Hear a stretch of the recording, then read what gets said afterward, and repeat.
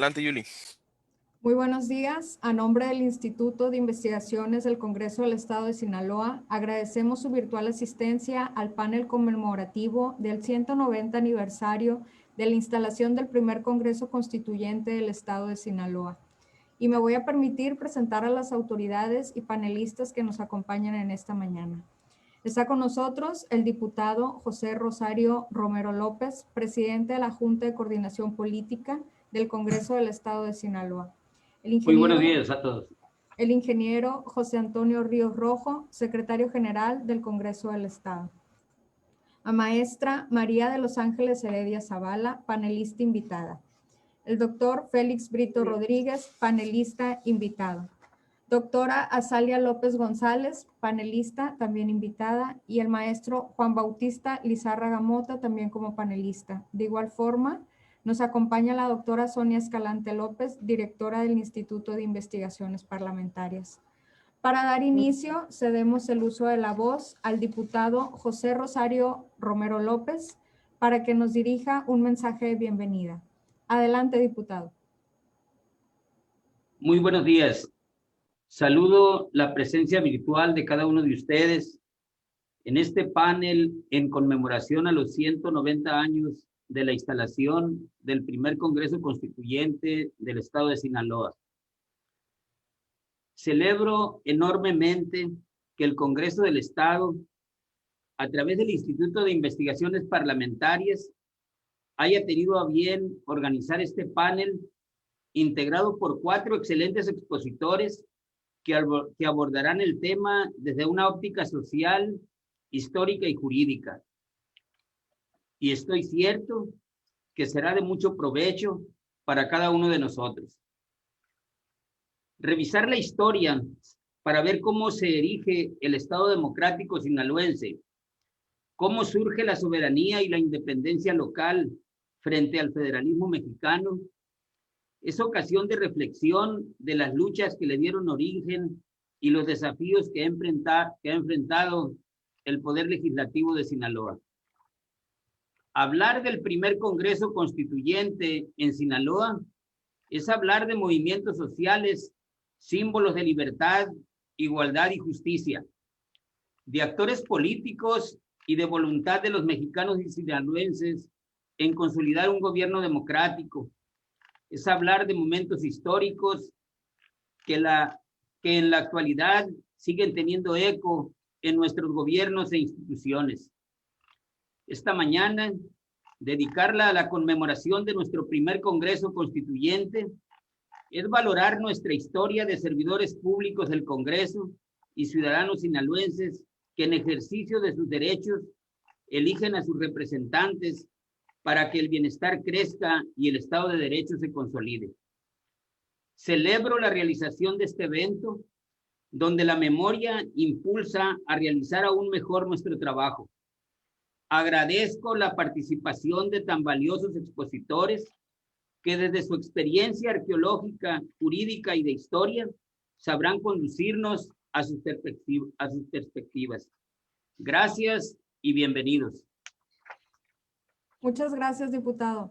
Nos permitimos saludar también a los alumnos de la Maestría de Ciencias Jurídicas de la Facultad de Derecho de la Universidad Autónoma de Sinaloa. Le solicitamos el uso de la voz a la doctora Sonia Escalante López para que dé lectura a la semblanza de la expositora María de los Ángeles Heredia Zavala. Muy buenos días. Un saludo cordial a todos los presentes en esta plataforma Zoom y en el Facebook Live del Congreso del Estado de Sinaloa. Me permito presentar una semblanza de nuestra primera panelista, maestra María de los Ángeles Heredia Zavala. Ella es licenciada en Arqueología, tiene maestría en Gestión y Política Pública y la maestría en Ciencias Sociales, así como diplomados en materia de Antropología con especialidad en grupos étnicos y etnicidad en los Andes bolivianos. La participación política de las mujeres, procesos electorales derivados del principio de paridad y en prevención de la violencia y fortalecimiento de la seguridad ciudadana.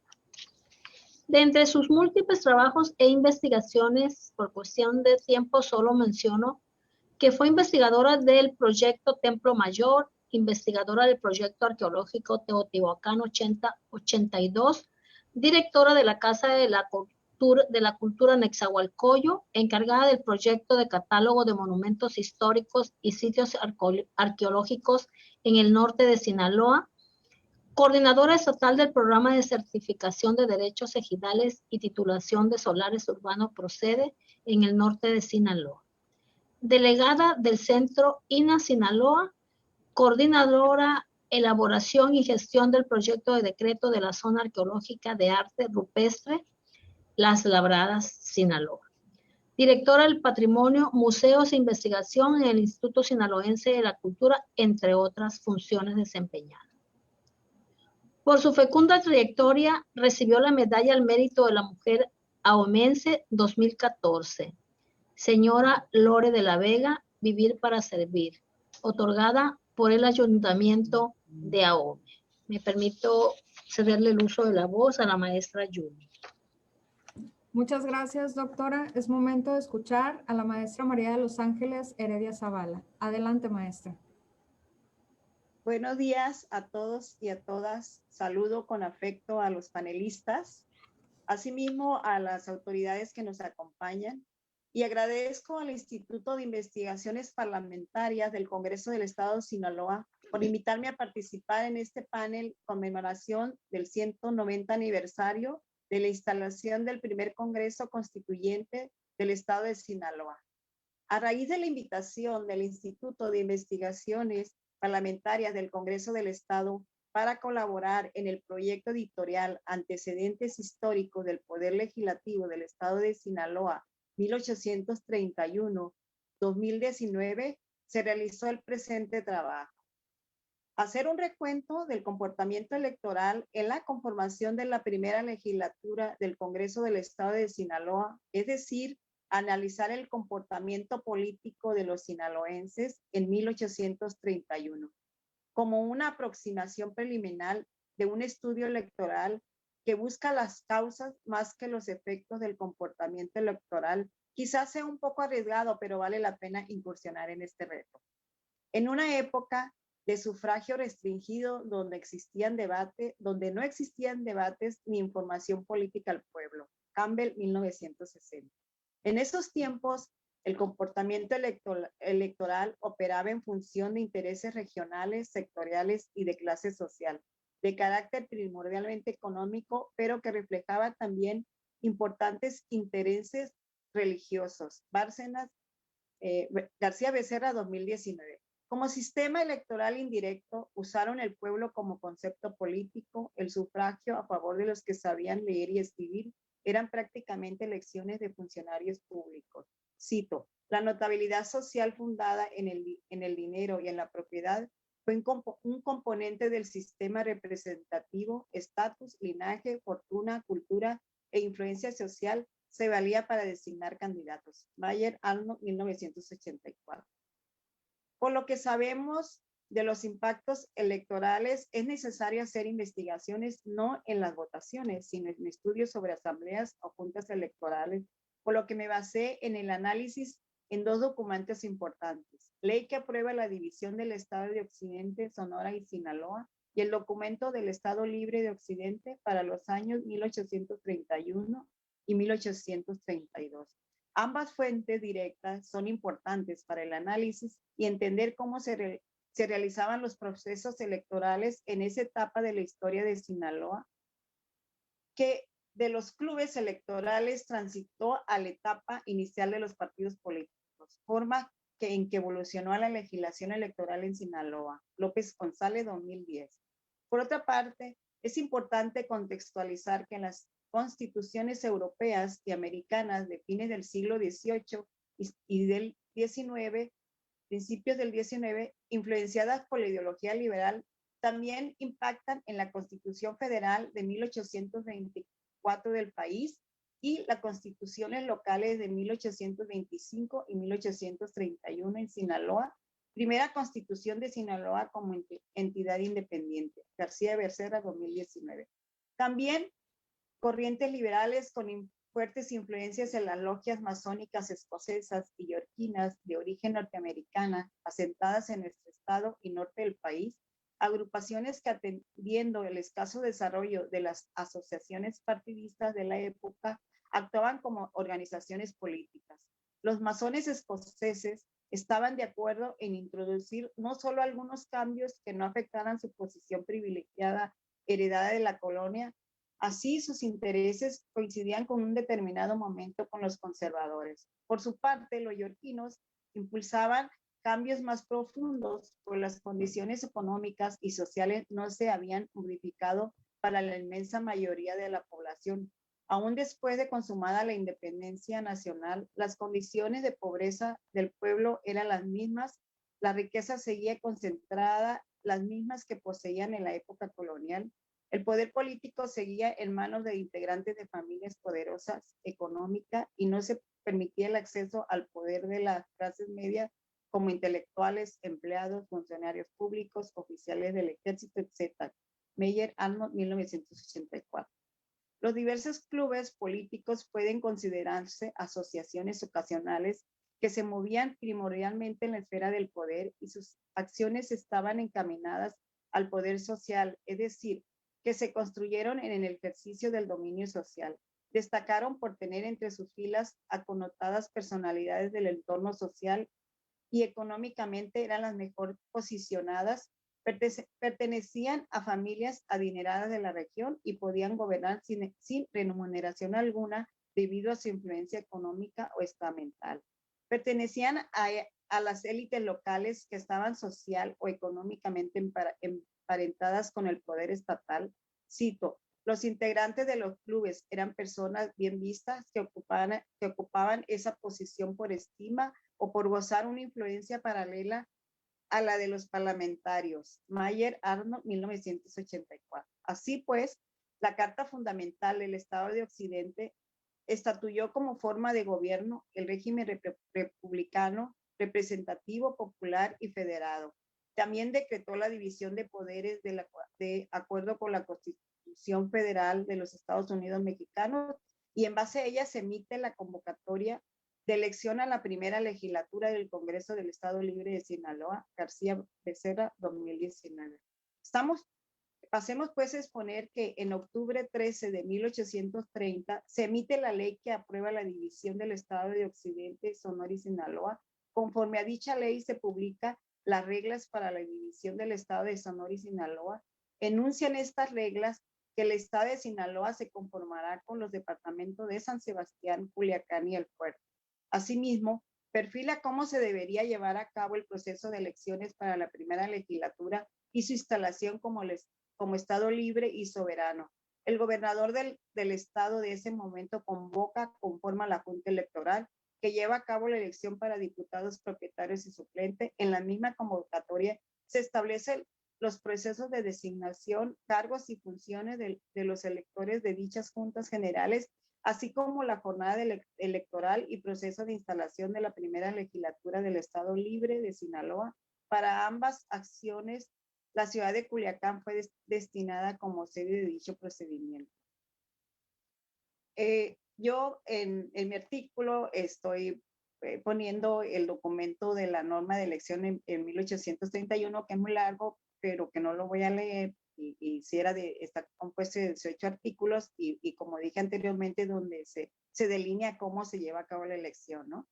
De acuerdo con el artículo 18 de este documento, en la ciudad de Culiacán, en enero de 1831, se reunieron 9 electores generales de los 3 departamentos, constituyendo así la Junta Electoral que se llevó a cabo con el fin de nombrar conforme a la ley constituida por el Congreso General de la Nación, emitida el 14 de octubre de 1834, a los 11 diputados propietarios y 11 diputados suplentes que formaron la legislatura constituyente del estado de Sinaloa, presidida por el señor alcalde don Jesús Orrantia, cuyo documento, igual no sé si me lo puede pasar en compartir en mi texto en la página 10 y 11. ese documento narra cómo fue la elección y quiénes quedaron electos y demás, ¿no? Que también es un poco largo, pero estos son los dos documentos en los que me basé. Y bueno, resumo que el 13 de marzo de 1831 se instaló el primer Congreso Constituyente de Sinaloa en la capital de Culiacán. De acuerdo al resultado del documento anterior, quedó integrado por los diputados electos en dicho proceso. Varios de estos diputados ya habían fungido como diputados constituyentes en 1825. Este constituyente nombró como gobernadora a Francisco Iriarte y como gobernadora a Fernando Escudero Iriarte, dueño de las minas de Cozalá. Es reconocido como el principal impulsor y patrocinador de la separación de Sonora y Sinaloa como una entidad autónoma. Su tarea concluyó con la división territorial del estado de Sinaloa en partidos: El Rosario, Concordia, Villa Unión, San Ignacio, Cozalá, Culiacán, Badiraguato, Mocorito, Sinaloa, El Fuerte y Choy. División territorial que configuró la conformación originaria de los municipios de ese nombre en el siglo XX. El 12 de diciembre de 1831, después de una serie de debates, se expidió la primera constitución del Estado Libre y Soberano de Sinaloa y constó de 129 artículos, más de la tercera parte de 1925. Más abajo, si puedes pasarme los cuadros, por favor, compartirlos. Aquí, en base al análisis de esos documentos, yo hice este cuadro, el primer cuadro donde está el de la Junta Electoral y cómo los 3 distritos están representados por los 3 departamentos de San Sebastián, Culiacán y El Fuerte, están representados de personajes de esas localidades. Y, por ejemplo, don Félix Sánchez fue el escrutador. En Culiacán, don Francisco Iriarte fue el presidente, don Manuel Bandera secretario y el escrutador fue don Ignacio Félix. Después el resultado fueron tres departamentos y 3 circunscripciones, que luego voy a hablar de esto. Y en el cuadro 2 aparecen cuántos escaños por circunscripción había, ¿no? Y cómo estaban repartidos los 11 diputados. Y en el siguiente cuadro aparecen los diputados cómo quedaron, ¿no? Si se dan cuenta, se distribuyen los 11 en todo el estado, pero digamos siempre lleva la cabeza Culiacán, ¿no? Los primeros diputados son de Culiacán. En el documento escrito se analiza bien cómo se lleva a cabo y cómo se distribuye, pero se ve que llevan más diputados Culiacán que los demás distritos, ¿no?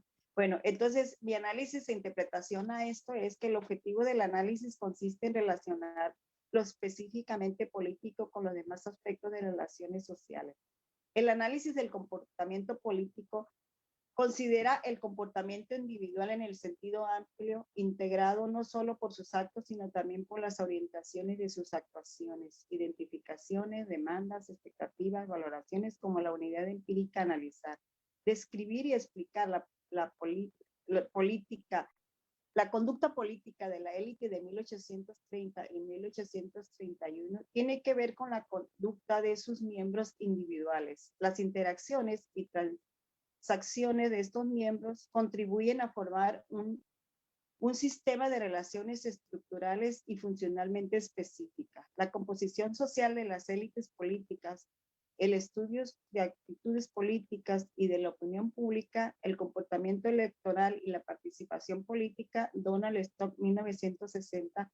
Para efectos del presente, estas solo nos referimos a la composición social de las élites políticas, el estudio de actitudes políticas, el comportamiento electoral y de la participación política. El estudio sistemático de las élites, por lo que se refiere a su procedencia social que ha preocupado desde siempre la ciencia política, pero las investigaciones se han centrado en las pautas de afiliación y carrera política, relacionándose la mayor parte de ellas en el marco institucional. Donald Stock, 1960. El análisis del comportamiento electoral, que se concibe como pauta de comportamiento individuales más o menos uniformes y regulares, susceptibles de análisis desde el punto de vista del comportamiento de la unidad molecular.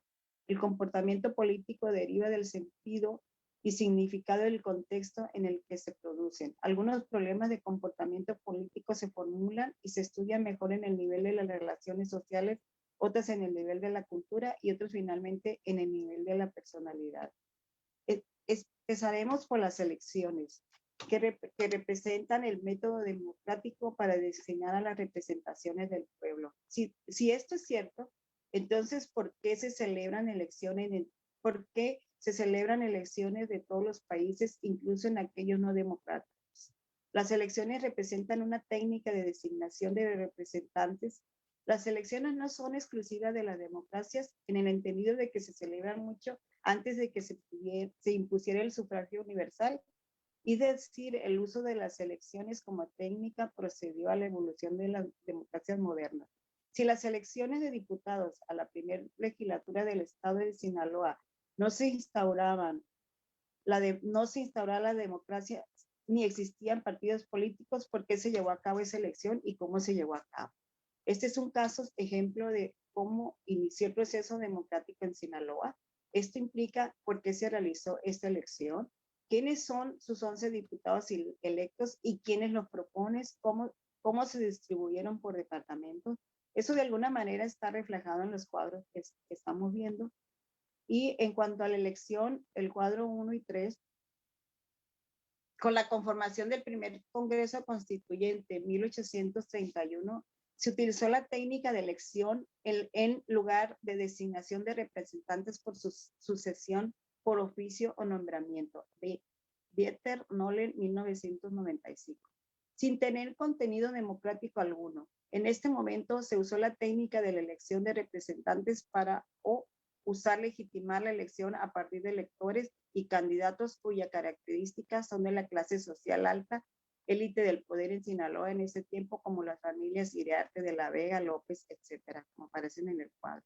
En el caso de la primera elección en Sinaloa de 1831, es un ejemplo en un estado con gobierno autoritario en la que no se cuestiona la exclusividad del poder en manos de los grupos dominantes. Cuadro 1. La elección tuvo la función de legitimar el poder, pues su instrumento del ejercicio del poder es un sistema de gobierno autoritario en el cual la elección para la Junta Electoral y diputados se utilizó también para reafirmar las relaciones de poder existente, donde el poder político no está en juego. Aunque los resultados electorales no ponen en duda la dominación del poder, sí puede sufrir efectos en la cúpula del poder político, que en muchos casos se muestra muy sensible a la variación del proyecto rechazo entre facciones de la élite. Dieter Noller, 1995. En esa época, las pugnas eran en facciones de clase social alta, invalidadas entre linajes y obolengos, familias de Culiacán, El Fuerte y San Sebastián, Iriarte, Rojos, Martínez, de la Vega, entre otras, y que tenían presencia en las diferentes áreas del poder económico, religioso, militar y político. El poder de unas sobre otras, de García Becerra, 1980.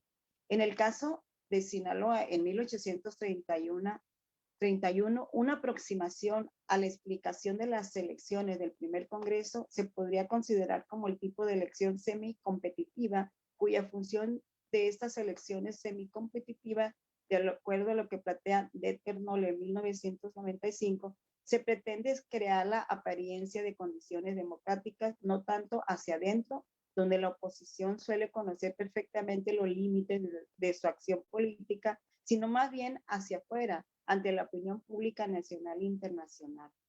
Cito, estas elecciones pueden reflejar las tensiones internas, mostrar la existencia de una oposición y en ciertos casos generar reajustes al aparato del poder. En consecuencia, las elecciones semicompetitivas sirven para estabilizar los regímenes autoritarios.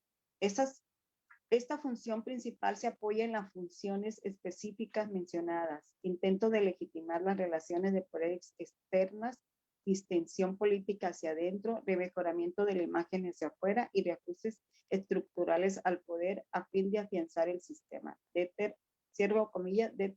Noller, 1995. Cito de nuevo, las elecciones semicompetitivas abarcan diferentes situaciones históricas de elecciones que no son completamente liberales occidentales, sino del todo representativas de disensos políticos, aunque no se cuestione el poder, las élites gobernantes se enfrentan como fuente de... Maestra María de Los Ángeles, tiene 3 minutos para concluir, por favor. Ok. Bueno, del comportamiento electoral, pues me falta hablar más sobre el comportamiento electoral de las juntas que están en el artículo, pero bueno, tendré que concluir que hablar un poco de las circunscripciones, que el registro de la distribución electoral según la regla del 1824, la forma de las candidaturas y los procedimientos de votación. En cada una de las áreas hay un amplio margen creativo y por la repartición de los escaños, o sea, las circunscripciones pueden ser extensas o pequeñas, y no nada más se miden por lo geográfico, sino también por el número de escaños que tienen. Y en el caso de esta legislatura, las circunscripciones pequeñas de 2 a 5 escaños, como es el caso de las 3 circunscripciones de 1831 en Sinaloa, se observa que la repartición no es equitativa, ¿no? Y se puede establecer que pues son más pequeñas en términos en relación a otros lugares. Conclusiones. El origen constitucional del Parlamento sinaloense se ubica en las disposiciones de las constituciones liberales de 1825 y 1831, donde el término parlamentario se le da al órgano o asamblea en el cual se deposita el poder legislativo. El carácter del poder en Sinaloa ha sido una constante desde la Constitución de 1825 del Estado de Occidente, pasando por la Constitución de 1831. Esta línea constitucional concede al Congreso de una serie de atribuciones que denota su poder. Entre estas constantes, la Asamblea electa con el carácter de Congreso Constituyente se ocupa de emitir leyes y decretos para dirigir la vida económica, político-social. El ejercicio del poder legislativo se deposita en órganos colegiados representativos e integrados en su Cámara. La integración del Congreso se previó con diputados mediante elección popular indirecta. El derecho al voto no era universal, no incluían a las mujeres, y para ser diputado requería ser fincateniente o tener ingresos económicos de cierta magnitud. Muchas gracias. Gracias, maestra María de Los Ángeles. Saludamos también la presencia del licenciado Alberto Macías Páez. Él es director del Diario de los Debates de Archivo General del Congreso del Estado de Guanajuato. Para dar continuidad, cedemos el uso de la voz a la doctora Sonia Escalante López para que dé lectura a la semblanza del panelista, el doctor Félix Brito Rodríguez. Adelante, doctora. Sí, muchas gracias, maestra Julie. Permítanme mencionarles que el doctor Félix Brito Rodríguez es licenciado y maestro en Historia Regional, doctor en Ciencias Sociales con especialidad en Historia. Desde hace 29 años es profesor e investigador de la Facultad de Historia de la Universidad Autónoma de Sinaloa, ponente en diversos congresos nacionales e internacionales. Es integrante del Sistema Nacional de Investigadores Nivel 1 del CONACYT. Es integrante del Colegio de Historiadores de Sinaloa AC, líder del Cuerpo Académico Consolidado de Historia Sociocultural. Recibió el Premio de Investigación Histórico, Social y Cultural de Sinaloa de la Dirección de Fomento de Cultura Regional de IFOCUR en 1997. También intervino en el rescate, clasificación e inventario de los archivos históricos municipales de Concordia, El Fuerte y Salvador Alvarado. Además, es autor, compilador y coordinador de diversos libros como La política en Sinaloa durante el Porfiriato, Actores y representaciones de la Revolución en Sinaloa, Memorias autobiográficas de combatientes, Historia de la sociabilidad en Sinaloa, Pueblos mineros mágicos, Copala, Pánuco y Concordia, entre otros. Le cedo el uso de la voz a la maestra Yuli para que continúe dirigiendo este evento. Gracias. Se le pide al doctor Félix Brito Rodríguez inicie su exposición solicitando su intervención con un máximo de 15 minutos. Adelante, doctor. Gracias. Muchas gracias. Con alegría cívica participo en este panel que tiene como propósito conmemorar el 190 aniversario de la instalación del primer Congreso Constituyente del Estado de Sinaloa, Congreso que funcionó en los años de 1831-1832 y al que le debemos la primera Constitución del Estado Libre y Soberano de Sinaloa. Una Constitución que consta de 130 artículos en los que se plasmaron los anhelos de libertad, unidad, igualdad y justicia. Conmemorar este acontecimiento nos remite al ingreso de Sinaloa como entidad libre y soberana en la vida republicana de nuestra nación. En los diputados integrantes del Congreso Constituyente recayó la responsabilidad de nombrar al representante del Poder Ejecutivo y el titular del Tribunal de Justicia, quedando de esta manera integrada la triada de poderes y génesis del Estado. Hago patente un reconocimiento, antes de continuar, a la doctora Sonia Escalante, directora del Instituto de Investigaciones Parlamentarias del Honorable Congreso de Sinaloa, quien con este tipo de foros hace posible el honrar la labor del primer Congreso Constituyente de nuestro Estado y con ello la reflexión sobre lo que hemos sido, somos y queremos convertirnos, y nos permite preservar y enriquecer nuestra memoria histórica, impulsando así la cultura cívica, ese conjunto de valores que nos permite a los ciudadanos vivir en comunidad y cuyos valores resultan tan indispensables en esta época. Voy a permitirme proyectarles una presentación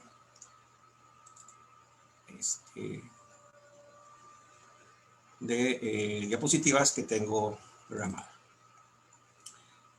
Permítanme.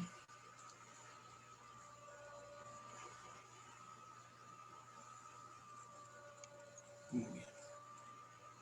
Trataré de contextualizar un poco como antecedentes por qué Sinaloa no surge tras la independencia de México como una entidad, un estado soberano y libre, ¿no? Hay esta unión con el territorio de Sonora, entre Sonora y Sinaloa, lo que hace que emerja Sinaloa como territorio libre y soberano posteriormente, ¿no? Pues en esta presentación trataré de llevarlos en la línea del tiempo de 1824 al año de 1831, realizando una exposición de acontecimientos, ¿no? Este es el vasto territorio que conformaba el Estado interno de Occidente tras la independencia de México. Llegaba hasta el río Colorado y hasta el sur, el río de las Cañas, ¿no? Y pues era un muy vasto territorio con una extensión cuantiosa en kilómetros, cuyas autoridades eran impotentes en realidad para tener un control y una vigilancia. Hay que recordar que en la parte norte de este territorio había unas constantes invasiones de indígenas, apaches, yaquis, levantamientos de seris, yaquis en territorio sonorense, lo cual, para poder costear la guerra contra estas tribus, se realizaba una serie de cobros, de tributos, a lo cual los sinaloenses no estaban dispuestos a pagar, ¿no? Con muy buena gana. Entonces esto marcó un encono entre sinaloenses y sonorenses por la cuestión de la autonomía territorial. Decían los sinaloenses que pues, les resultaba costoso estar sufragando la guerra contra los indígenas apaches cuando ellos no tenían ese problema, ¿no? Y los sonorenses pues querían permanecer unidos a Sinaloa en estas condiciones. Pero también, como ya mencionaba la doctora María de los Ángeles, hay problemas de élites, ¿no? En realidad ya Nakayama nos ha señalado que hay muchos aspectos culturales en común entre sonorenses y sinaloenses, entre la población, el habla, la vestimenta, la comida. Son aspectos culturales que nos unifican entre sonorenses y sinaloenses, pero la división en sí, el encono, se marca entre la élite económica pudiente, ¿no? Los propietarios de minas, los propietarios de haciendas, que no ven, como les digo, con agrado el pago de impuestos para beneficio de la guerra contra los indígenas en el norte de ese territorio. Entonces, son estas condicionantes las que van poco a poco minando esta unidad territorial y van a futuro a permear para que se establezca una separación territorial. Bueno, en 1821, ya con el Imperio Iturbide, se nombra provincia de Sonora, está incluido Sinaloa, pero se denomina simplemente como provincia de Sonora. Y el 19 de julio de 1823, el Congreso Constituyente declara la división de ambos territorios momentáneamente, fue una provisional división. Sin embargo, la Constitución del 24 declara su unión en el Estado Interno de Occidente, ¿no? Y la legislatura local se establece el 12 de septiembre de 1824 de lo que fue el Estado Interno de Occidente como capital o como sede en la Villa del Fuerte. Y estaba conformada por 6 diputados de Sinaloa, y 5 por el territorio de Sonora. Y el gobernador de este Estado Interno de Occidente fue Juan Manuel Riesgo. Duró alrededor de 6 años, poco más de 6 años, este Estado Interno de Occidente, y tuvo 4 legislaturas, una constituyente y 3 legislaturas que abarcaron hasta 1831. Aquí están los integrantes de cada una de estas legislaturas. En ella, como ya mencionaba también María de los Ángeles, se puede detectar que las personas que tenían representación eran personas pudientes, eran militares, eran bachilleres, sacerdotes, presbíteros, o eran dueños de minas, hacendados, personas con cierto poder económico, ¿no? Ellos eran los que tenían representación, y obviamente la mujer, ni hablar en este momento, como representación en lo político, ¿no? Para darnos una idea del encono que había entre estos diputados, entre la clase política del Estado Interno de Occidente, les voy a comentar un texto de un viajero, el inglés Hardy, R.W. Hardy, un inglés que andaba recorriendo el territorio mexicano, y al pasar por la Villa del Fuerte en 1826, donde estaba la sede de los poderes, como ya decíamos, habla sobre el encono, el pleito que había entre los integrantes de la legislatura, ¿no?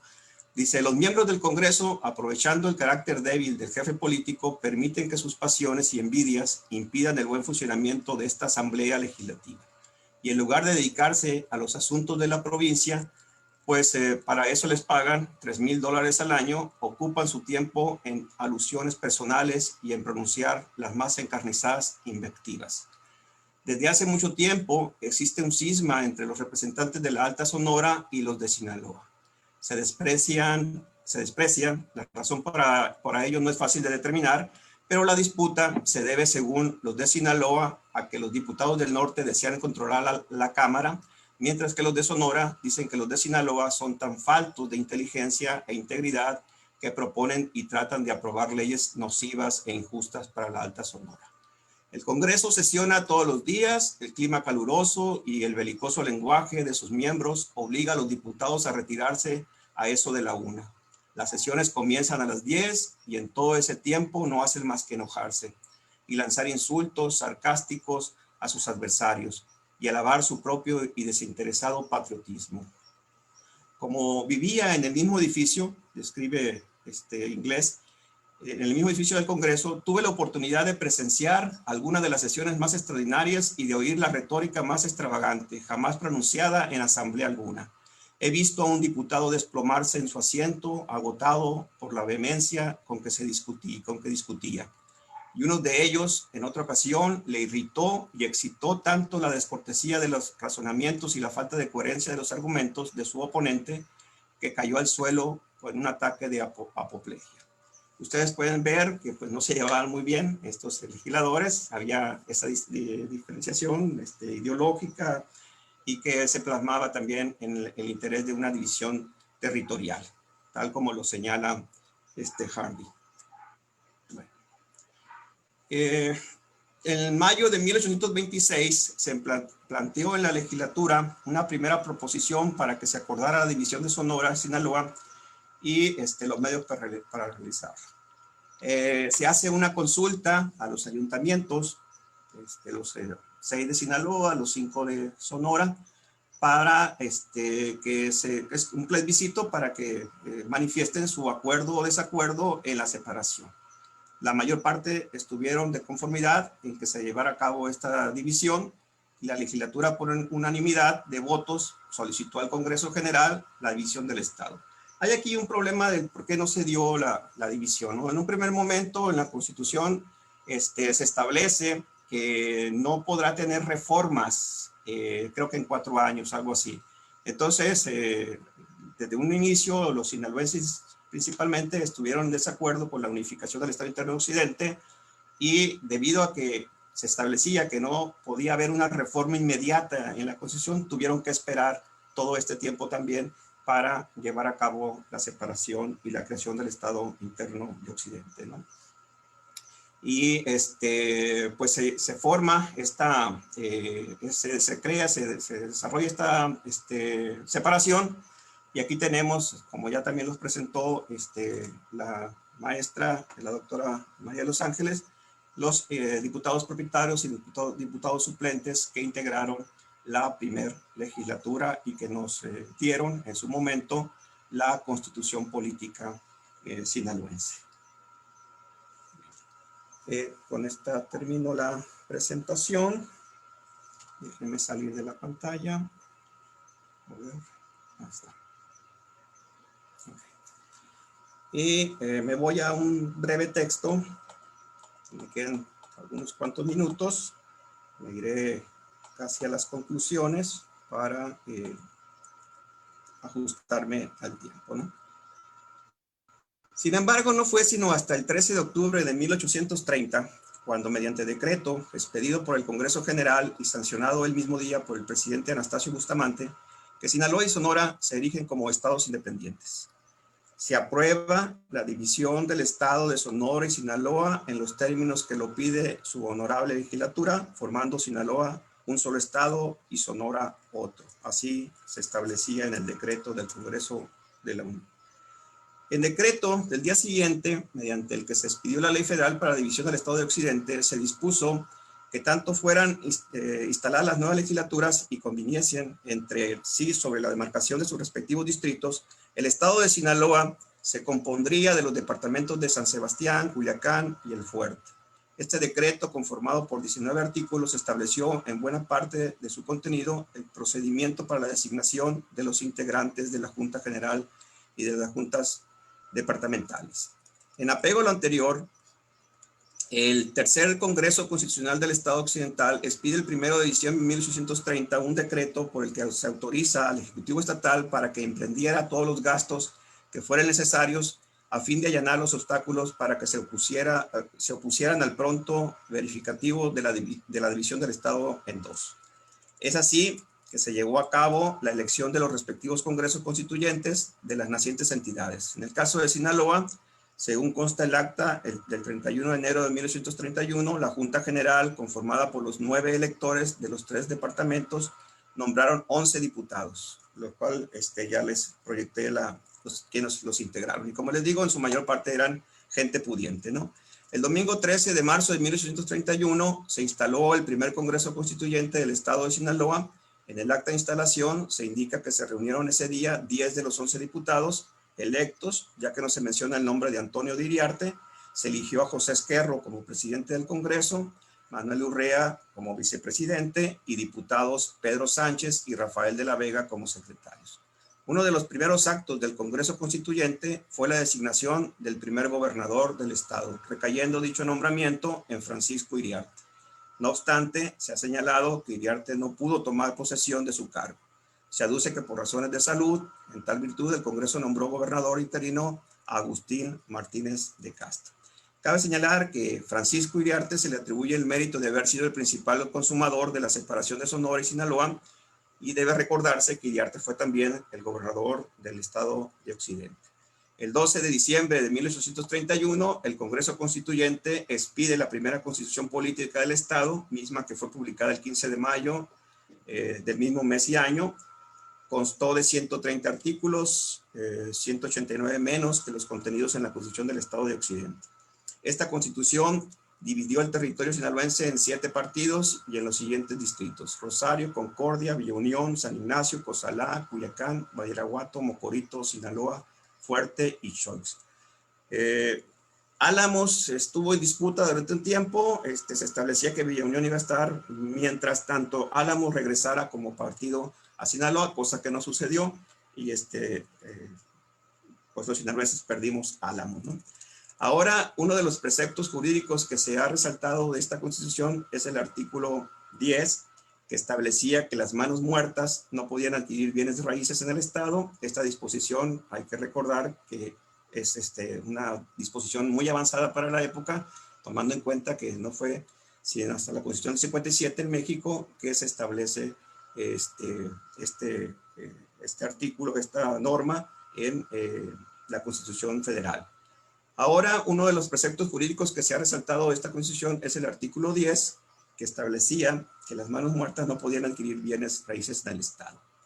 Algo de destacarse es la suspensión de derechos que la Constitución establecía para los ciudadanos que no supieran leer y escribir o que fuesen sirvientes domésticos, ¿no? Como les digo, el desempeño de los cargos de la función pública era únicamente para la gente pudiente, la gente que tenía, que en aquel entonces se llamaba letrados, que tenían alguna profesión o que tenían algún poder, una renta económica, creo que de alguna cantidad de dinero, ¿no? De tal manera que, de acuerdo con la Constitución, no cualquier persona podía ser diputado. Bueno, yo con esto cierro, ya estoy excedido en el tiempo, aquí tengo un cronómetro, traté de sujetarme lo más pronto, lo más hacia esta temporalidad que nos dieron, hacia este tiempo que nos dieron, y quiero de nuevamente agradecer pues este panel que conmemora este 100º aniversario de la separación de Sinaloa como Estado independiente y su creación como Estado autónomo. Muchas gracias. Muchas gracias, doctor. Cedemos el uso de la voz a la doctora Sonia Escalante López para que presente la semblanza de la doctora Azalia López González. Adelante, doctora. Y muchas gracias, maestra Yuli. Felicidades a nuestros panelistas que han disertado ese tema tan interesante de la instalación del primer Congreso Constituyente de Sinaloa. La doctora López González es licenciada en Historia por la Facultad de Historia y Filología de la Universidad de la Amistad de los Pueblos Patricia Lumumba de Moscú, Rusia. Maestra en Estudios Sociales, Procesos Políticos y doctora en Ciencias Sociales. Docente de programas de licenciatura y posgrado en la Facultad de Historia, impartiendo materias como Historia de Asia y África 1 y 2, Historia del Mundo Antiguo, Historia de la Edad Media, Historiografía Contemporánea de América Latina, Historia Universal, entre otras. Es miembro del cuerpo académico Historia Sociocultural en la Facultad de Historia. Tiene participaciones importantes en estos temas como ponente en congresos nacionales e internacionales. Es colaboradora en la elaboración del PIFI-PRODES de la Facultad de Historia de la Universidad Autónoma de Sinaloa. Le invito a la maestra Yuli para que continúe con la conducción de este evento. Gracias. Solicitamos en este momento que la doctora Azalia López González tenga el uso de la voz, recordándole que su intervención es máximo de 15 minutos. Adelante, doctora.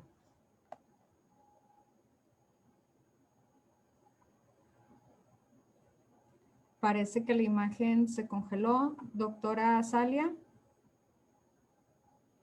estará teniendo problemas con su internet. Está teniendo problemitas de internet. No sé si sea prudente intercambiar el orden en lo que arregla el problema. Muy bien, en ese caso solicitaríamos nuevamente a la doctora Sonia tuviera bien leer la semblanza curricular del maestro Juan Bautista y dar inicio entonces con la intervención del maestro. Por favor. Muy Doctora. bien, muchas gracias, maestra Julie. También saludamos a la diputada con licencia, a la diputada Elma Margarita Insunza Valenzuela. Qué bueno que nos acompañe, licenciada Elma Margarita Insunza. Me permito leer una pequeña semblanza de la hoja de vida del maestro Lizárraga Mota. Es licenciado en Derecho y maestro en Derecho Constitucional y Amparo, así como maestro en Derecho Comercial y de la Empresa. Ha cursado las especialidades en Derecho Fiscal, Derecho de las Obligaciones y Contratos y Derecho Procesal Civil y Mercantil. Actualmente cursa el programa de alta dirección de empresas AD2 y el diplomado de Derecho Digital. Al inicio de su práctica profesional se desempeñó como secretario de acuerdos en los juzgados civil y penal de La Paz, Baja California Sur.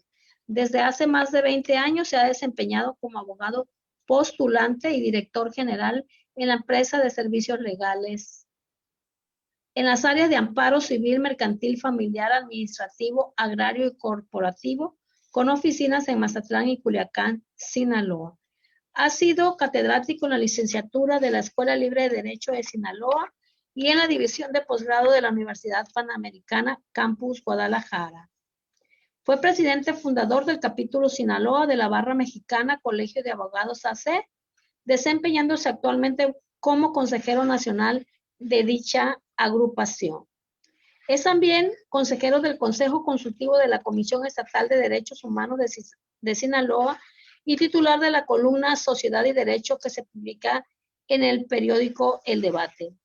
Ha sido ponente de varias conferencias y ha participado como expositor ante la Comisión de la Reforma Agraria del Senado de la República, dando su opinión crítica respecto al proyecto de la ley agraria, presentado por el senador Monreal en el año 2019. Le cedo el uso de la voz a la maestra Yuli. Gracias. Adelante, maestro Juan Bautista Lizárraga, recordándole que tiene en su intervención un máximo de 15 minutos. Muchas gracias. Bueno, me doy cuenta que soy el único abogado de todos los panelistas. Intentaré estar a la altura de todos ustedes. Muchas gracias, doctora Sonia Escalante, por la invitación. Maestra Julie, por tan excelente conducción, y a todos los panelistas que integran este evento. Muy honrado en estar aquí con ustedes. Bueno, yo voy a iniciar presentando de una vez, porque tenemos muy poco tiempo, y ya puse aquí el cronómetro. Si me permiten una presentación que quisiera compartir.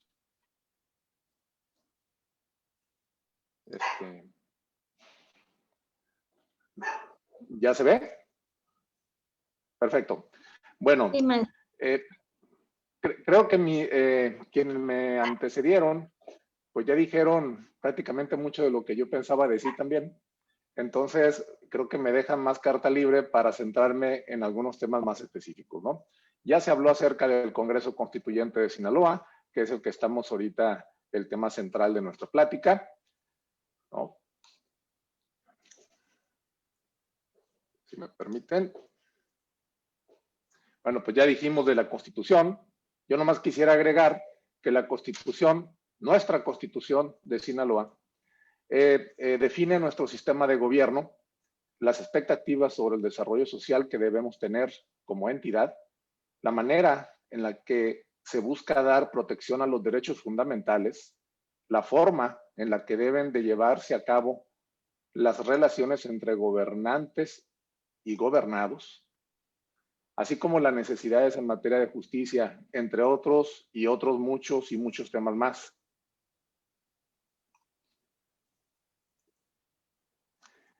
El origen, pues ya hablaron también acerca del Estado de Occidente, cómo fue su creación, lo dijeron ya y la verdad lo dijeron muy bien, el doctor Brito está muy bien, ya no hay mucho que decir acerca de eso, que yo pudiera agregar. Lo que sí quisiera agregar es que el Estado de Sinaloa se cocina bien aparte del Estado de Sonora y con perdón de todos los que no son de Sinaloa, del resto también de la República.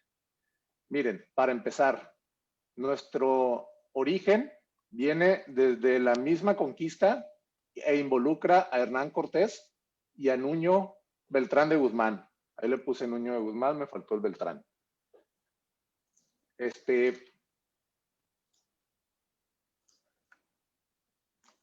Chametlán, que ahora se llama Chametla, y Culiacán. Esto es bien relevante decirlo porque tiene mucho que ver con toda nuestra historia. Yo soy un convencido de que si no conocemos el contexto histórico en el cual se desarrolla los eventos que marcan nuestro destino y ponen a Sinaloa lo que es ahora, no vamos a alcanzar a tener una comprensión total y precisa de lo que es y lo que significa tener un estado como Sinaloa y un estado independiente, ¿no? De aquí lo que les puedo decir es que, como muchos sabemos, Hernán Cortés, cuando llega al territorio que hoy es México, conquista Tenochtitlan, él genera muchas envidias ahí en el trono, en España, y él tiene que regresar a España a hablar acerca de esto, a defenderse, ¿no? Porque había demasiadas críticas y había demasiados señalamientos en contra de él. En ese momento, muchos de sus enemigos políticos aprovechan la situación, la ausencia de él, y uno de ellos es Nuño Beltrán de Guzmán. Nuño Beltrán de Guzmán, que tenía una excelente relación con el entonces rey de España, que también era el emperador de casi toda Europa, Carlos V, que en España se le nombraba Carlos I, logra que se le nombre como el regente, digámoslo así, de lo que son los nuevos territorios conquistados, el lugar que ocupaba Hernán Cortés. Hernán Cortés logra resolver las diferencias que tiene con la corona y regresa a México, al nuevo territorio, y regresa con el título reivindicado completamente, ¿no? Como capitán de todos los territorios conquistados. Nuño Beltrán de Guzmán, sabiendo y conociendo cómo era Cortés, pues lo que hace es que prácticamente y literalmente huye de Tenochtitlan bajo el pretexto de conquistar nuevos territorios para la corona, ¿no? Reúne un grupo de soldados que le son fieles y reúne un grupo de indios también, un grupo muy extenso, eran 300 soldados más o menos y como 6,000 indígenas, y empieza una travesía hacia el norte, noroeste del país, previo a que llegara Cortés, porque Cortés venía decidido a tomar revancha y venganza de todos aquellos que eran enemigos de él, ¿no? Y entre ellos el que encabezaba la lista pues era Nuño Beltrán de Guzmán. Nuño Beltrán de Guzmán sale de Tenochtitlan, que es, y de todo lo que es el altiplano central del país, que es donde de manera máxima se desarrolló todo lo que es la conquista, y se va a estos territorios, ¿no? En busca de riqueza, obviamente, también. Así, de esa manera llega, después de una travesía larga, llega a lo que es Chametla, actualmente sindicatura del municipio de Rosario, Sinaloa. Chametla era un poblado que estaba muy grande, estaba a la orilla del río Baluarte, y era un poblado de bastante grande, eran como 20,000 indígenas los que vivían ahí, pero no había ninguna riqueza comparada con Tenochtitlan. Lo que había eran pequeñas casitas que se les llamaba chinames, que eran de lodo y con techos de paja, ¿no? Y la gente pues ahí eran pescadores. Bueno, pero Nuño Beltrán de Guzmán deja ahí una especie como de ayuntamiento y sigue hacia el norte hasta que llega a lo que es Culiacán. Y Culiacán encuentra algo parecido a lo que encontró en Chametla, menos habitantes todavía, había más habitantes acá en Chametla. Sin embargo, él ya se queda ahí y ya no va más al norte ni nada, ahí se detiene porque ya se da cuenta de que no hay las riquezas que había en Tenochtitlan, ¿no? Y además andaba con prisas porque Hernán Cortés venía detrás de él. Ya traía unos soldados, ya traía a sus leales capitanes y pues le estaba dando cacería a Nuño Beltrán de Guzmán. Entonces él se tenía que mover con bastante rapidez. Bueno, pues Hernán Cortés por fin llega a Chametla lo que era Chametlán, llega a Chametla, ahora llamado Chametla. Y desde ahí ya no avanza más hacia el noroeste. Desde ahí ya se embarca y ya llega a lo que es la península de Baja California y el Mar de Cortés, etcétera. Pero ya lo más al norte que llega del país, pues es a Sinaloa, ¿no? Y desde ahí podemos nosotros decir que el mismo y el propio origen de nuestro estado se remonta al conquistador que fue quien llegó hasta nuestras tierras y dando origen así a todo lo demás que se vino en cascada, ¿no? Se instalan tanto ayuntamientos en Culiacán como también se instalan en Chametla. Se instalan también posteriormente fincas llamadas haciendas, se reparten tierras y bueno, pues ahí empieza realmente toda la historia. Todo el poblado de Sonora y toda la gente de Sonora pues viene después, es posterior a esto. Primero fue Sinaloa y después lo demás, ¿no?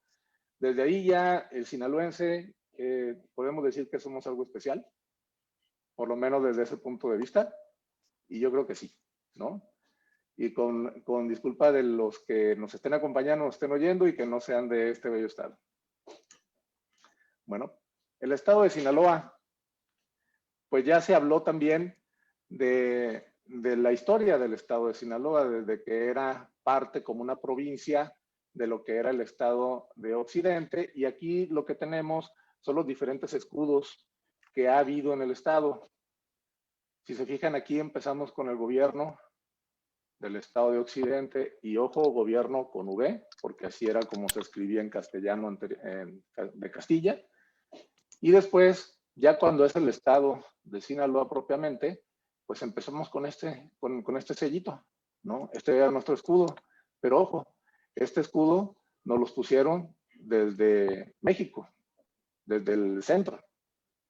Nosotros ya éramos, estos en 1887, y sin embargo, ya éramos una entidad, un estado libre, soberano e independiente, y sin embargo, no éramos tan independientes porque incluso hasta nuestro propio escudo nos lo seguían imponiendo desde el centro, ¿no?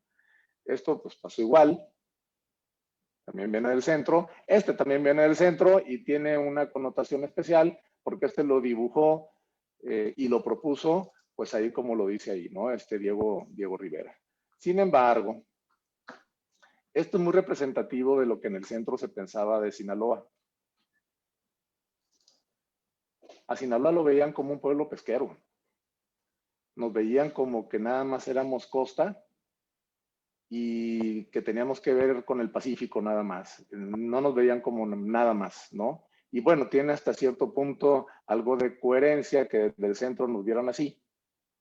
Desde el centro todos son provincia, pero bueno, Sinaloa era todavía más provincia, ¿no? Y lo único que se conocía pues eran sus playas, ¿no? Y esto duró, duró hasta entonces, hasta 1958, cuando ya por fin tenemos este escudo, ¿no? Que este escudo ya nos representa más a nosotros, salió de aquí mismo, del estado, y es el que actualmente todavía tenemos aquí, y donde está el escudo de Culiacán, del Fuerte, de Rosario, y también de Mazatlán, que son de los principales municipios históricos que tuvieron la importancia en aquel tiempo, ¿no? Y desde el tiempo, desde la creación del estado. Muy bien, disculpen.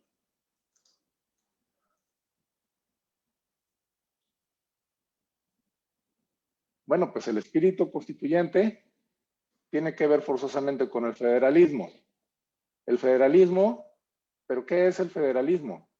Nosotros, ojo, somos un estado independiente, sin embargo el federalismo es un sistema político que consiste en promover desde el estado central la autonomía de las regiones, provincias o estados que en su conjunto forman una nación. El federalismo busca, desde la autonomía de las entidades territoriales, establecer acuerdos de unión o alianzas que permitan responder y dar soluciones más asertivas y rápidas a los problemas que afectan a la sociedad. En este sentido, las autoridades de las entidades territoriales pueden tomar decisiones políticas, legislativas y judiciales que les competen. De allí que en algunos estados o provincias existan, por ejemplo, diferentes leyes o estatutos en referencia a lo que se considere legal o no en un lugar determinado.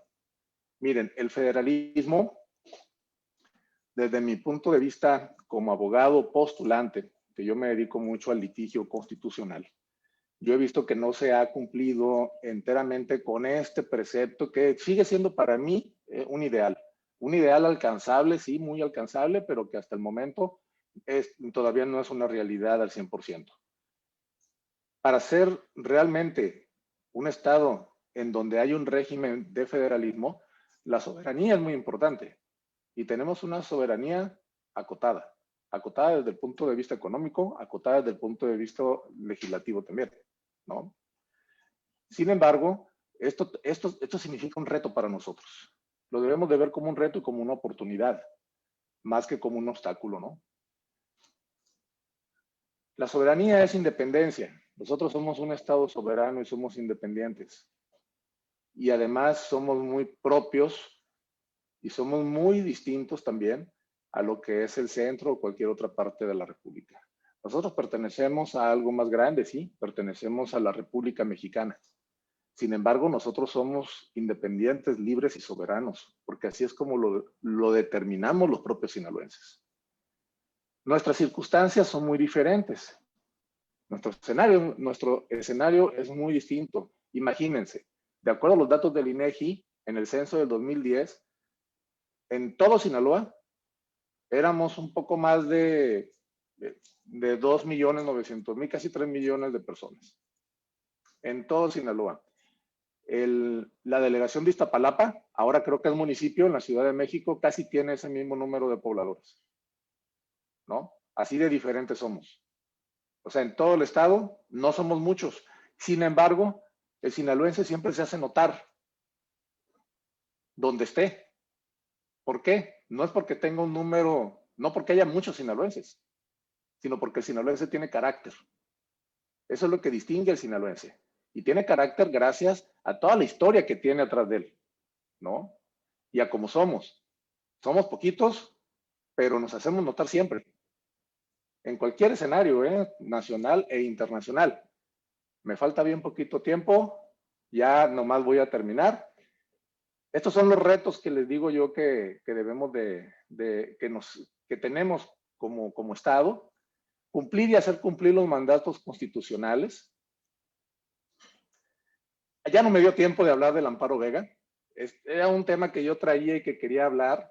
Miren, el primer amparo judicial del país, en toda la historia, tuvo su origen en la ciudad de Mazatlán, Sinaloa, en el juzgado de distrito de Mazatlán, Sinaloa. Ahí se dictó el primer amparo judicial de México, en los años de 1869, 68, 69. Y así, si me permiten nada más, ya se terminó mi tiempo, pero nada más va a ser un minutito, nada más, ¿no? Muy bien, perfecto. Les voy a contar la historia así, rapidísimo.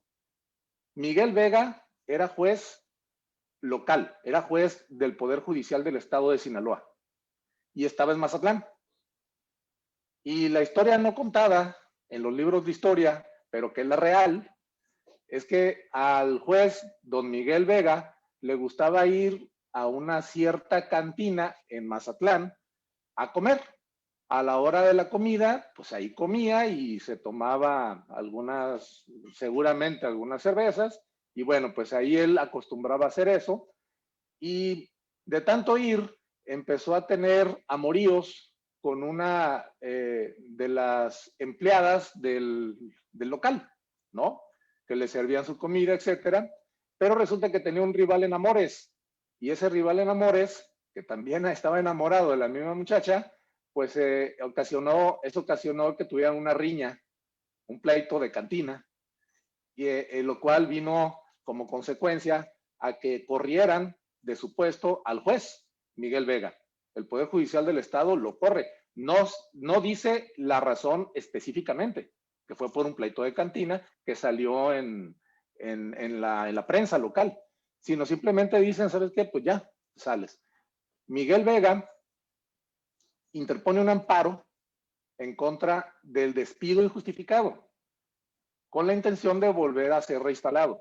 Sin embargo, en aquel tiempo la ley de amparo estamos hablando de 1860, 1869, no contemplaba la ley de amparo la procedencia del amparo por esas situaciones, por despidos injustificados o decisiones de autoridades.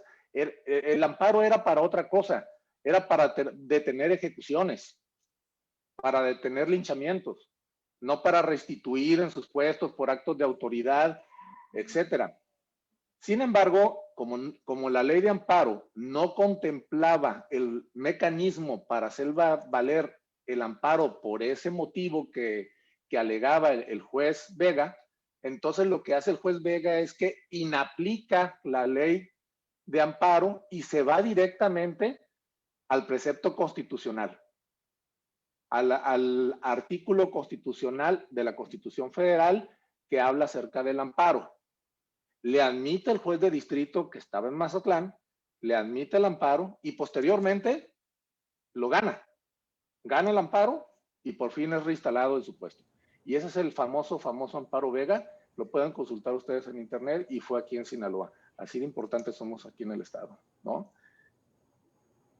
Deberíamos ya, para concluir, nosotros en el estado de Sinaloa tenemos un capítulo que habla acerca de los derechos humanos.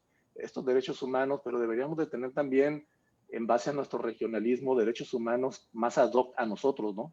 Por ejemplo, el derecho humano a una vida libre del culto a la violencia, cultura al narco, que para nosotros es algo muy importante. El derecho humano a vivir libres de agentes cancerígenos, de los fertilizantes y agroquímicos, obligando a los agricultores a utilizar cada vez más materiales orgánicos libres de esto, ¿no? Y bueno, la creación de una sala constitucional, como es el caso de la Ciudad de México, que ya la tienen, y que eso abonaría muchísimo para la defensa y permanencia de los derechos humanos en nuestro estado. Y con esto yo termino. Me pasé algunos minutos, pero muchas gracias por su atención y estoy aquí a sus órdenes.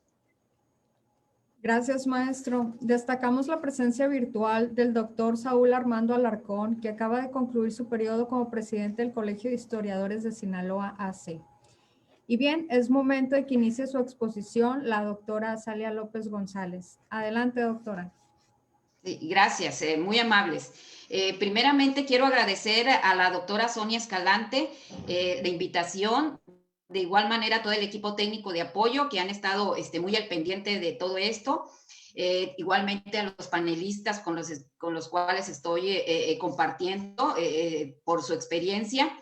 Y todo lo que voy a platicar el día de hoy, en este momento, en esta conferencia, tiene que ver con la información, documentación que le llamamos fuente hemerográfica, que es la prensa de 1824 a 1831. De igual manera, la fuente archivística, que son documentos que se encuentran en el Archivo General de la Nación, en el apartado Gobernación. Entonces, mi intervención es en el sentido de recuperar la reconstrucción de los hechos desde 1824 a 1831, en el momento en que el Congreso Constituyente de 1824 se discutió la división político-administrativa del país y entonces se da la nueva configuración política basada en el federalismo, en el cual se debatió el artículo 7º, donde quedó aprobada las divisiones de los estados federativos y entonces se da una serie de estados por regiones también, en el cual está el estado interno de Occidente que agrupaba a Sonora y Sinaloa. Las discusiones en torno a cada estado fueron necesarias, ya que en el marco de una nueva relación, pues estaba dando dentro de la federación, donde se revisaba y se aprobaba según era el caso, porque veían la conveniencia de agrupar o dividir esas regiones. En su momento, se discutió cómo se iba a dar estos hechos y tenemos que esa comisión revisora acordó suspender lo relativo a las Californias y se aprobó el artículo en lo referente a Sonora y Sinaloa. Esa acta constitutiva de la federación quedó conformada por diversos artículos, en especial el octavo, que consignaba la forma de gobierno de República Representativa Popular Federal, la cual estaría formada por estados independientes, libres y soberanos en su administración y gobierno interno. ¿Cómo se dio la discusión para el estado interno de Occidente? Participa por Sinaloa Manuel Ambrosio Martínez de Bea, quien estampó su firma en los acuerdos emanados del Congreso. Así es que en ese entonces el gobernador de Occidente informa sobre los motivos que causaron la traslación de los poderes de esa entidad de la ciudad del Fuerte a la ciudad de Cozalá, en donde se va acompañado después de algunos documentos. Para 1826 se informó al presidente de la República la traslación de los poderes del Estado de la capital, y cito textualmente, al punto donde ahora se hallan, con la notable circunstancia de que resueltas en este paso, los mayos que se habían mantenido pacíficos a la sombra y autoridad de los poderes estaban ya conmovidos y trataban de unírseles a los yaquis, habiendo pueblos en las costas. ¿Qué significa esto? Bueno, este es un documento que obra en el Archivo General de la Nación, donde nos explica que los pueblos yaquis y los pueblos mayos estaban pues en franca sublevación. Ese temor a esa sublevación y que iba a afectar, iba a influir a los pueblos mayos. Hay contradicción, hay comunicados contradictorios de las diversas autoridades que estaban al tanto de la situación. Siendo en 1826 la autoridad Nicolás María Gagiola, en un documento firmado en Cozalá a finales de 1826, cito textualmente el documento: por resultado final de mis operaciones contra los sublevados yaquis y mayos, se disfruta de alguna tranquilidad y bien escarmentado. Los indígenas se empeñan en repartir pruebas de su arrepentimiento y fidelidad presentada, pero a la verdad no puedo confirmarle ni asegurar a usted una total pacificación. Se examina atentamente la fuerza moral que han adquirido estos revoltosos y la existencia del fuego revolucionario en estas espesuras de los bosques. Más o menos así era el comunicado que daban las autoridades a quienes correspondían para que vieran lo que estaba sucediendo en estos lugares. En 1827 también tenemos que los poderes existentes en el fuerte, amenazados por los indios y destituidos de toda defensa, se dirigieron a este punto para proporcionar auxilios al Estado. Luego se dedicaron con esmero a conseguir su intento. Se reunió la Diputación Permanente en receso del Congreso con el Consejo del Gobierno y diputados presentes, y a consecuencia de los graves motivos que el gobernador interino Nicolás María Gagiola estaba pues realizando. Este es un documento pues esta es una información que forma parte de ese documento y que se encuentra en el Archivo General de la Nación. Para 1831 se resuelve finalmente, pero se sigue esta misma problemática de cómo va a quedar el Estado, cómo va a quedar la región y cómo va a quedar la división. Después de varios incidentes entre Sonora y Sinaloa, se acordó que lo más conveniente para la realización de cada una de ellas era la separación. Las discusiones y aprobaciones de la división corrió a cargo del Congreso General de la Cámara de Diputados, ya que ultimar los detalles sobre la división presentada, pues había dificultades propias del caso. La representación política de las dos entidades que habían promovido dicha división, Sonora y Sinaloa, mostraba profundas diferencias técnicas de cómo resolver legalmente la representación de ambas entidades, sin dejar de tener lo que cada uno consideraba justo. Los estados implicados pues mostraban su interés por resolver la representación de sonorenses y sinaloenses en el Congreso General, porque las discusiones versaron más sobre aspectos jurídicos que políticos. Y así tenemos, el diputado por Sonora, de apellido Carvajal, argumentaba que, de acuerdo a la población, a Sinaloa solo le correspondía un diputado. Sin embargo, hacía notar que existían ciertos equívocos en el dictamen sobre la división del antiguo Estado de Occidente. En el dictamen aludido, que se había presentado a la Comisión de Legislación y que fue aprobado en 1827. A Sinaloa, como estado, le habían contabilizado 1,470 habitantes, mismos que no incluían los más de 20,000 habitantes que correspondían a Álamos, puesto que estos se le habían agregado a Sonora. El diputado Carvajal concluía que en ese momento Sinaloa tenía como 120,000 almas, por lo que tenían derecho a 2 diputados. Este mismo diputado Carvajal, Fernández y Gil, así como Gómez Lamadrid, estos diputados por Sonora, sostenían la posición de que 2 diputados para Sinaloa, ya que contaba con 120,000 habitantes y por lo tanto tenían derecho a 2 diputados, mientras que Sonora con 80,000 habitantes tendría 1 diputado.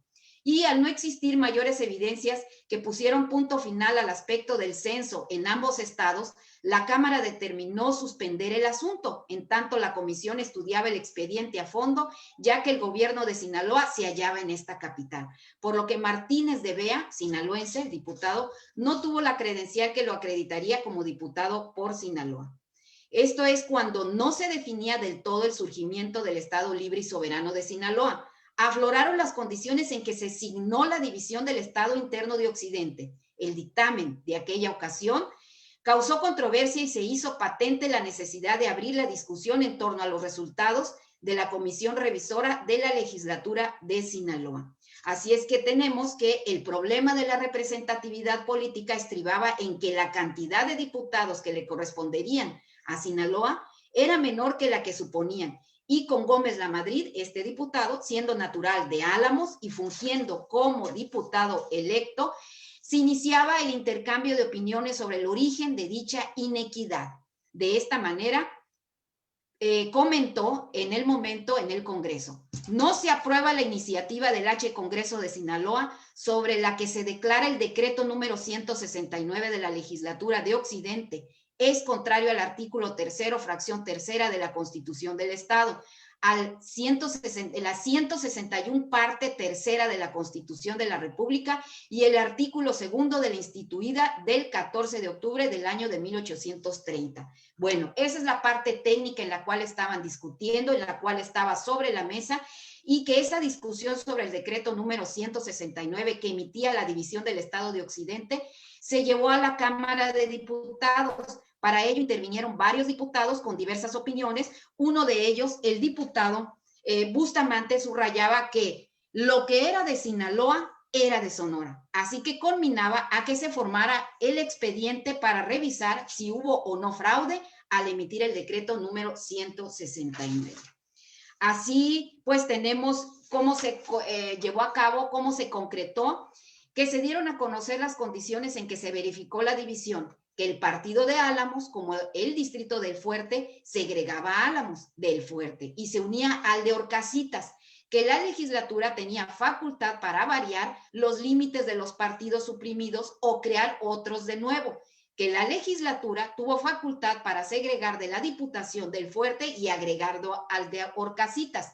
Dicho movimiento, aseguraba el diputado, no entraba en contradicción con el artículo constitucional que el Congreso General no podía tener facultad de revisar los derechos de los estados. Finalmente, ante lo expuesto, quedaba demostrado que las razones en que se fundaba en la legislatura de Sinaloa para que se derogara el decreto número 169 relativo a la división de Occidente no tenía fuerza alguna.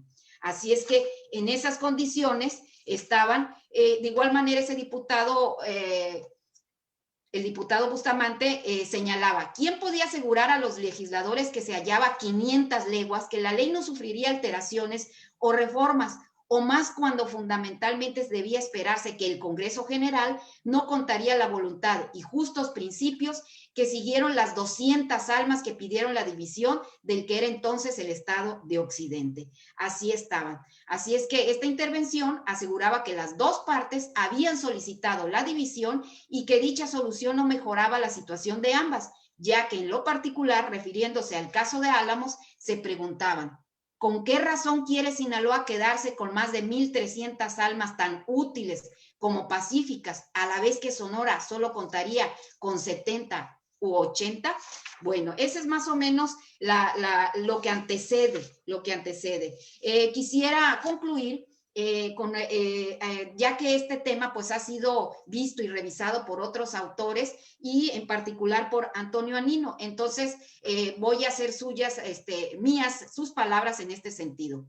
Federal o centralista, con más o menos autonomías, la nación fue siempre imaginada como una unidad entre hombres liberados de sus vínculos particulares y representados en una asamblea, igualmente sin vínculos.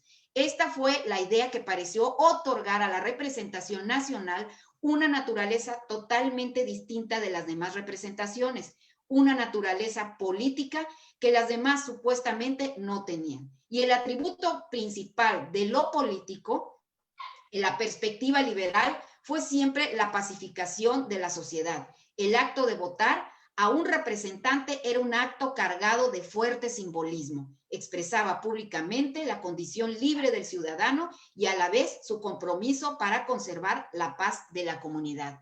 Esto es lo que antecede, es la reconstrucción de los hechos para poder llegar al momento del año de 1831, en el cual queda formalmente dividido el Estado Interno de Occidente entre Sonora y Sinaloa. Con esto concluyo, no sin antes darles las gracias de nueva cuenta a la doctora Sonia Escalante, a su equipo técnico. También me congratulo de haber compartido espacio con los panelistas expertos en el tema. De igual manera, quienes nos acompañan escuchando estas intervenciones. Y recordar finalmente que todo esto tiene que ver con documentos que operan en diversos fondos documentales históricos, como es la fuente hemerográfica y la fuente archivística. Eso es todo. Esa es mi intervención. Gracias. Muchas gracias, doctora Salia. Saludamos la presencia virtual del maestro Marco Aramburo, presidente de la Barra de Abogados, capítulo Sinaloa. Para dar continuidad, cederemos el uso de la voz a la doctora Sonia Escalante para que tenga bien moderar la sesión de preguntas y respuestas a nuestros panelistas de esta mañana. Adelante, doctora. Muchas gracias, maestra Yuli. De nueva cuenta, pues felicidades, doctora Salia, como siempre, excelente. Felicidades a todos los panelistas. Más que preguntas, hay muchas felicitaciones para todos, para los 4 panelistas, para el doctor Félix Brito, para la doctora Salia, para la maestra María Heredia y para el maestro Juan Bautista. Hay saludos también de Alberto Macías Páez desde el Congreso del Estado de Guanajuato. Hay una pregunta aquí que yo la interpreto de la siguiente manera. Dice Victoria Báez, pregunta dónde podemos conseguir ese texto. Creo que esta pregunta es desde cuando la maestra Heredia proyectó unas diapositivas. Le informo a la persona Victoria Báez que puede ella solicitar aquí al archivo del Congreso del Estado de Sinaloa y aquí le podemos facilitar copia de ese documento. Puede pedirlo a través de los correos oficiales, ya que por la pandemia, pues ahorita no se recibe pues a las personas físicamente en el área de consulta del archivo del Congreso del Estado de Sinaloa. Creo que son todas las felicitaciones de las personas que están conectadas en Facebook Live y la plataforma Zoom. Felicidades para todos, excelentes disertaciones y muy agradecida de que hayan ustedes aceptado participar en este encuentro. También de nueva cuenta agradezco la presencia del ingeniero José Antonio Ríos Rojo y del diputado José Rosario Romero, que han estado aquí muy atentos, escuchando sus ponencias y sus ideas. Cedo el uso de la voz a la maestra Yuli para que continúe. Gracias. A continuación, para brindar un mensaje de clausura y dar lectura a uno de los reconocimientos virtuales que recibirán la maestra María de los Ángeles Heredia Zavala, la doctora Azalia López González, el doctor Félix Brito Rodríguez y el maestro Juan Bautista Lizárraga Mota, cedemos el uso de la voz al ingeniero José Antonio Ríos Rojo, secretario general del Congreso del Estado de Sinaloa. Adelante, secretario. Si gusta encender su micrófono, por favor. Muy buenos días a todos. Quiero decirles que me han provocado. Es decir, yo no tenía pensado hablar nada, absolutamente nada, pero me ha parecido muy interesante las intervenciones de todos ustedes, ¿no? Cuando se realiza el primer congreso en Sinaloa en 1831, lo que hoy es los Estados Unidos, tenían como 200 años haciendo asambleas y votando y nombrando a sus autoridades. Tiempo nublado de Octavio Paz nos lo describe perfectamente eso. En los 3 siglos de colonia nuestro nunca tuvimos elecciones. Fue sumamente, nunca, la Nueva España fue sumamente sujetada por España. No así las 13 colonias que vivieron en más libertad. Y ellos ejercieron muy pronto la democracia y nombraron a sus autoridades. Nosotros las nombramos en 1831, con muchas imperfecciones, con muchas irregularidades, las mismas que se hacían en Francia, Estados Unidos y otras partes del mundo. Exactamente las mismas. El voto sumamente restringido. En los mismos Estados Unidos no votaban. En primer lugar, no votaban los indígenas porque los habían matado todos. Dejaron unas muestras nada más, ¿no? Y no votaban los negros, ni las negritas tampoco. El uso de la mujer.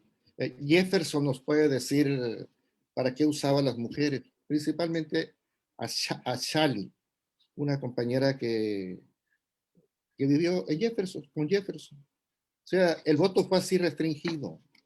Todo el siglo XIX mexicano fue un siglo de elecciones de ficción. Nos lo dice François Javier Guerra en su texto. Nos lo dice Lawrence Perry de las elecciones de Juárez. O sea, fueron ficciones, fueron sumamente irregulares. Todo el siglo XIX y siglo XX mexicano, las elecciones las hacían las élites económicas. Ellos eran principalmente. Así fue en nuestro país y así fue también en toda América Latina. Por eso la conceptualización que se hace en este caso de Dieter Noller, de trasladar los conceptos de Dieter Noller de parlamentos, de partido, de sistema de partidos, se me hace que no se ajustan mucho al inicio de 1831. La primera elección en México, en la Nueva España, se hace en 1809 para tener alguna representación en Cádiz. O sea, tenemos muy poco tiempo, sumamente irregulares. Prácticamente pudiéramos decir que la única elección con cierta democracia en México fue la de 1812 con Madero. Pero de ahí en adelante ya no. ¿No? Este país empezaron a cambiar sus elecciones, sus congresos, con su transición de Reyes Heroles de 1976. Pero bueno, ustedes tuvieron la culpa de que yo expresara esto, me pareció muy interesante. Yo creo que ese viajero inglés del que mencionó Pedro Brito se hubiera vuelto a morir si hubiera visto el desgarriate que se armó en el Capitolio de los Estados Unidos hace un mes. Y eso estuvo peor que la asamblea, que el congreso que estuvo él viendo en el Fuerte Sinaloa en 1831. Todos los congresos del mundo tienen ese comportamiento. El de Estados Unidos, que lo acabamos de ver, y en Japón también, y en México también. ¿Por qué? Porque la política es razón y también es pasión. Entonces ese texto que Sergio Ortega agregó en esa antología publicada por Difopur, pues se hubiera vuelto a morir si hubiera visto lo que acaba de pasar en el Capitolio de los Estados Unidos. Y que va a seguir pasando. Va a seguir pasando. Eso es así, ¿no? La política es pasión y la política es también razón. ¿Quién cruzó a quién o quién invadió a quién? Pedro Brito, hablaba que había muchas invasiones en esa época de 1825, 26, en Sonora de los indígenas, que realizaban muchas invasiones. La pregunta es, ¿quién invadió a quién? ¿Quién llegó primero? ¿No? O sea, habría que checarlo, ¿no? Siempre ha habido mucha inestabilidad, ¿no? Paco Ignacio Taibo nos ha escrito sobre las sublevaciones de los yaquis en esa región. Y eso es algo que continúa hasta la fecha todavía, ¿no? Se han opuesto a la construcción del gasoducto, etcétera, etcétera. Pues eso es algo que todavía sigue. Ya para terminar, solo diría que parte de lo que ustedes han expresado en sus textos, que me gustó mucho el de Pedro Brito, el de la compañera Azalia, de la compañera María Heredia Zavala, perdón, van a ser publicados por el Congreso del Estado. Hemos aprobado la publicación de esa historia del Congreso del Estado. Yo creo que en los próximos meses la vamos a tener, ¿no? Felicidades, Pedro Brito, por tu brillante intervención, también por la de la compañera Azalia, que pues los conozco desde hace tiempo, estuvimos trabajando juntos, y qué bueno que ustedes sí han sido fieles. Yo soy el que ha sido infiel, porque no seguí el camino de la historia. Ahí le mezclo entre historia y política, y no soy ni lo uno ni lo otro, pero ahí andamos. Bueno, me decían que se van a entregar un reconocimiento, ¿no? Yo solo voy a leer este reconocimiento que otorga la 63 legislatura H Congreso del Estado de Sinaloa, a través del Instituto de Investigaciones Parlamentarias, otorga el presente reconocimiento a la maestra María de los Ángeles Heredia Zavala, por su excelente participación como expositora en el panel conmemorativo del 100º aniversario de la instalación del primer Congreso Constituyente del Estado de Sinaloa. Transmitido el día viernes 12 de marzo de 2021 a través de las plataformas digitales Zoom y Facebook Live del Congreso del Estado de Sinaloa. Firma un servidor y firma la doctora Sonia Escalante López, 12 de enero del 2021. Este reconocimiento lo hacemos virtual, yo creo que se lo haremos llegar también en físico. También está para los demás compañeros, Juan Bautista Lizárraga Mota, para Pedro Brito, Azalia López González y Félix Brito Rodríguez. Muy bien, pues yo daría las gracias por esta participación. Vamos a hacer el esfuerzo de que esta buena plática, esta buena panel que hemos tenido, que lo tenemos grabado, sería bueno, doctora Escalante, poder hacérselo llegar a los 40 diputados a través de una USB o un CD, de tal manera pues para que lo tengan, sobre todo y de manera especial, bueno, pues a los nuevos diputados que van integrando esta legislatura, sobre todo a los suplentes, ¿no? Vamos a hacer ese esfuerzo y ténganlo por seguro que muy pronto tendremos escrita, publicada por este Congreso, ese libro de historia en el cual varios de ustedes están participando. Por mí sería todo y bueno, muchísimas gracias. Muchas gracias. Es así como concluimos. A nombre del Instituto de Investigaciones Parlamentarias del Congreso del Estado de Sinaloa, agradecemos a cada uno de ustedes su presencia virtual. De igual forma, agradecemos a la Dirección de Gestión y Vinculación Social por el apoyo técnico brindado a la realización de este panel virtual. Que pasen todos muy buen día. Buenos días, gracias. Buenos días, gracias.